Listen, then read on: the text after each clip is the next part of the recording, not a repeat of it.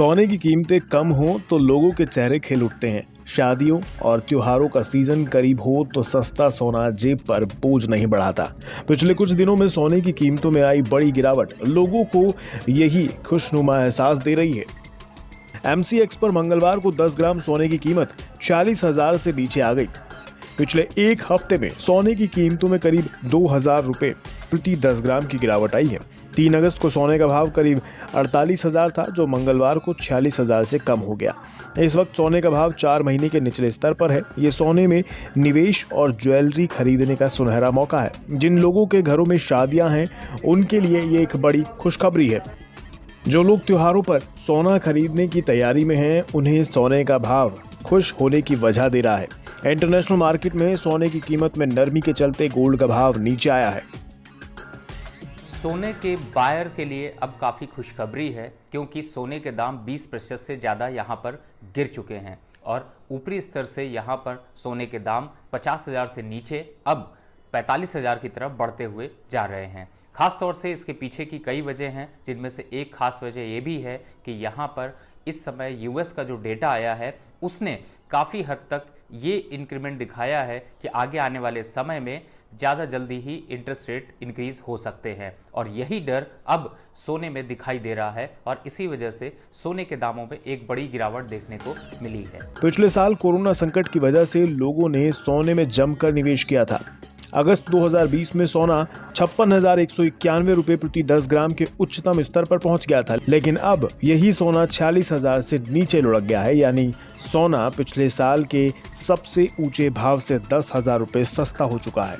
सोने की कीमतों को कई अंतर्राष्ट्रीय पहलू प्रभावित करते हैं। सोने की कीमतों में गिरावट की कई वजह होती हैं। जानकारों का मानना है कि अमेरिका में जॉब मार्केट में मजबूती से डॉलर की अंतर्राष्ट्रीय कीमतों में उछाल आ सकता है, जिसकी वजह से अमेरिकी फेडरल रिजर्व सिस्टम ब्याज दरों में बढ़ोतरी कर सकता है।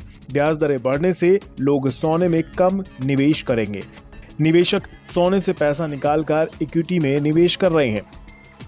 आने वाले समय में अब US अपने इंटरेस्ट रेट को बढ़ाएगा और जिसकी वजह से सोने के दामों में और गिरावट देखने को मिल सकती है। इंटरनेशनल मार्केट में इस समय सोने के दाम 1740 के भाव पर हैं और भारतीय बाजारों में लगभग 45,900 के पास वायदा बाजार में कारोबार हो रहा है। और अभी जो हालात बने हैं उसको देखते हुए, जिस तरीके से कोरोना भी यहाँ पर काफ़ी कम हुआ है, अब इकोनॉमिक एक्टिविटी बढ़ने से भी सोने की लालसा लोगों में कम हुई है और इसीलिए लोगों ने सोने को इन्वेस्टमेंट से दूर रखा है और स्टॉक मार्केट में जो अभी अच्छे रिटर्न मिल रहे हैं वो काफ़ी बड़ी वजह है, जिससे कि लोगों का मोह जो है वो सोने से भंग होता हुआ नजर आ रहा है। आने वाले समय में सोने के दामों में और बड़ी गिरावट देखने को मिल सकती है। दाम अब आने वाले टाइम पे 45,000 से नीचे के भाव आपको देखने को मिल सकते हैं। तो जो लोग सोने की खरीदारी के लिए इंतजार कर रहे थे, उनके लिए अच्छा मौका मिल सकता है। अभी गोल्ड में गिरावट की यही 2 बड़ी वजह है।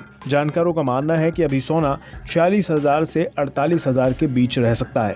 सोने के अलावा चांदी की कीमत में भी नरमी देखी जा रही है।